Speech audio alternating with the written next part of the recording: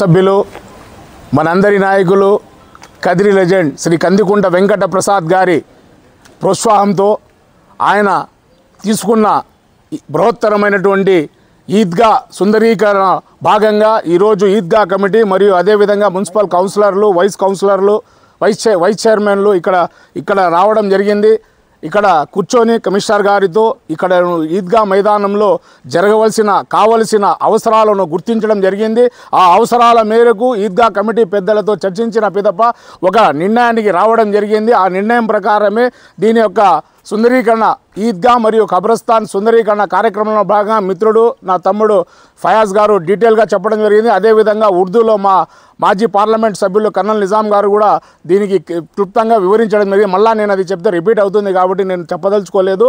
ఇక్కడ ఈ యొక్క కబ్రస్థాన్ కమిటీలో భవిష్యత్తులో కూడా ఏ కార్యక్రమం జరిగినా కూడా అభివృద్ధి కార్యక్రమాలు నేను ముందుంటానని చెప్తున్న మా కందికుంట వెంకట ప్రసాద్ మా నాయకునికి మేమందరూ సదా కృతజ్ఞతలుగా ఉంటామని చెప్పి, అదేవిధంగా ఆయన చేసే ప్రతి పనిలోనూ మేము ఆయనకు చేదోడు వాదోడుగా సహకరిస్తామని చెప్పి సందర్భంగా తెలియజేసుకుంటూ, కదిరి పట్టణంలో సుందరీకరణలో భాగంగా కదిరి నరసింహస్వామి తిరువిధులు అయితేనేమి, అలాగే ఈద్గా ఖబరస్థాన్ బ్యూటిఫికేషన్ అయితేనేమి, అదే కదిరి పట్టణం రింగ్ రోడ్ అయితేనేమి, అదేవిధంగా రింగ్ రోడ్ కోసం కూడా కృషి చేస్తున్నారు. అదే బైపాస్ త్వరలోనే ఒక లైన్ రిలీజ్ చేసేదానికి కూడా 7వ తేదీ కూడా ముహూర్తం పట్టడం జరిగింది.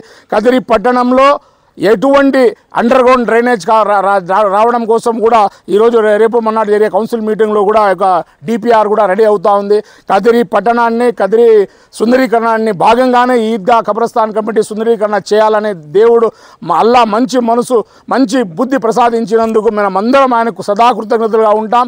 మైనారిటీలందరూ మా నాయకుడు కందికుంట వెంకట ప్రసాద్కు చల్లని దీవెనలు చల్లని ఆశీర్వాదాలు ఇచ్చి భవిష్యత్తులో ఆయనకు చేదోడు వాదోడుగా ఉండాలని, కాబట్టి పనిచేసే నాయకునికి గుర్తించాలని, కుల మతాలకు అతీతంగా మీరు సహకరించాలని చెప్పి సందర్భంగా కోరుకుంటూ సెలవు తీసుకోవడం. జై హింద్, జై కందికుంట.